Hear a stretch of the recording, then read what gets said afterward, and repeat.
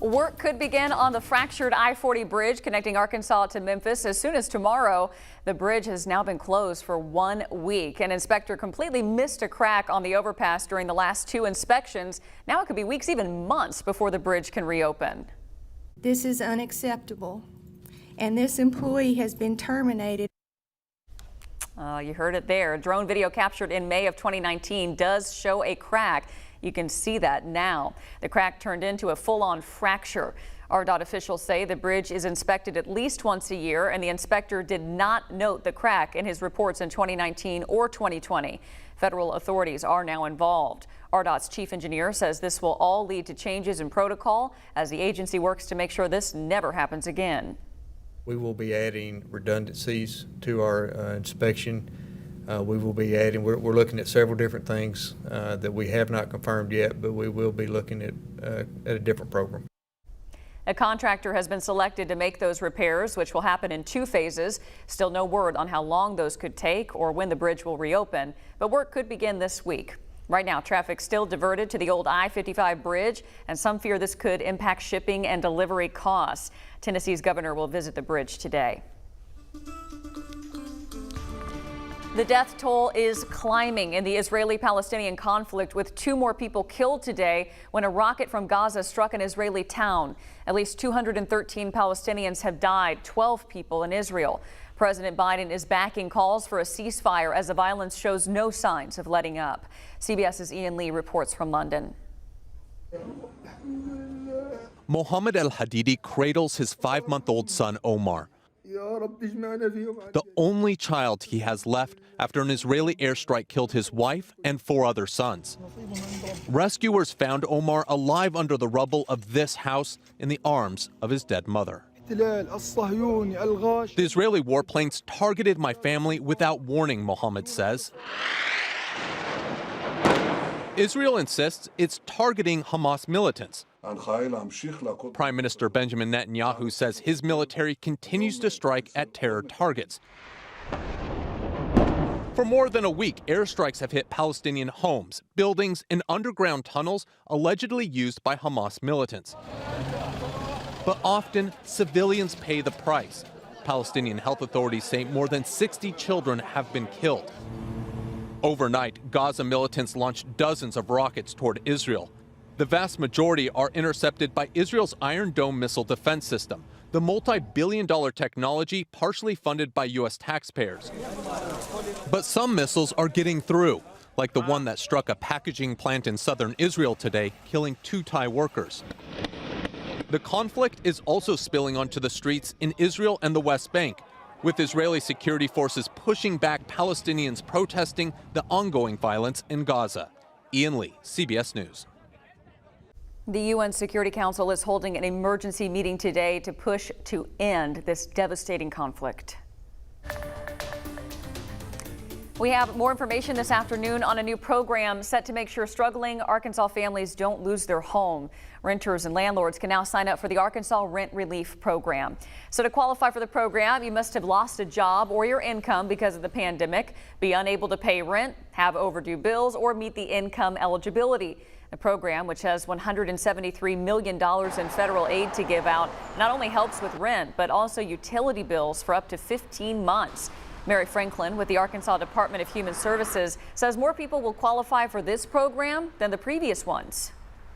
It is a higher income threshold available in this program. So there may be people that this program can help that the other program may not be able to help. According to recent census numbers, 56,000 Arkansas households could potentially qualify for this help. And you can text the word RENT to the number on your screen right there. It's 501-376-1111. We'll send you more information on how to apply. The Biden administration says COVID-19 infections are down in all 50 states for the first time since the pandemic began. That's great news. Nationwide, new cases are down 87% since January and deaths down 82%. With cases down, vaccinations up, many cities and states are looking at the CDC guidance issued last week and moving to withdraw their mask mandates for vaccinated people. And with almost half of all Americans having received at least one shot of the COVID vaccine, the Biden administration is now looking to boost efforts to help the rest of the world. It's planning to distribute 80 million doses of the vaccine to other countries in the next 6 weeks. Let's take a look, though, for now at where Arkansas stands on vaccine progress. We received just under 2.6 million doses of this vaccine. That's a blue line there on the chart. And we've given out more than 1.8 million, which is just over 72% of our supply. And if you want to break that down a little bit, 10% of the state has now received at least one dose of the vaccine, and 35% are fully vaccinated. Just over 54% of the state remains unvaccinated. And at least 25 states now are lifting mask mandates to match the CDC's new guidance. That's for fully vaccinated Americans. But the vaccines may not protect people taking immunosuppressant drugs. An estimated 10 million people in the U.S. have compromised immune systems. They include organ transplant recipients or patients with disorders like lupus, rheumatoid arthritis, and Crohn's disease. Dr. John LaPook shows how immunosuppressant drugs could make COVID vaccines less effective. When the pandemic first hit, NYU Langone transplant surgeon Robert Montgomery was scared for his patients. All these transplant patients were getting very ill and many of them were dying. And for himself. I was very conscious that I could become one of those casualties.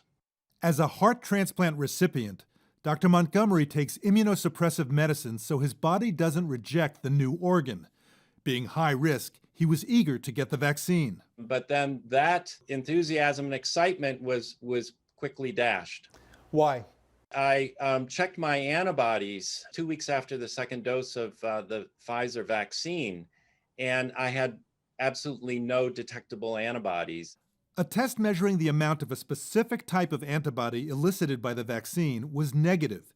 He suspected it was because the same medicine preventing organ rejection was also blocking a normal immune response. So I'm headed down now to the vaccination center.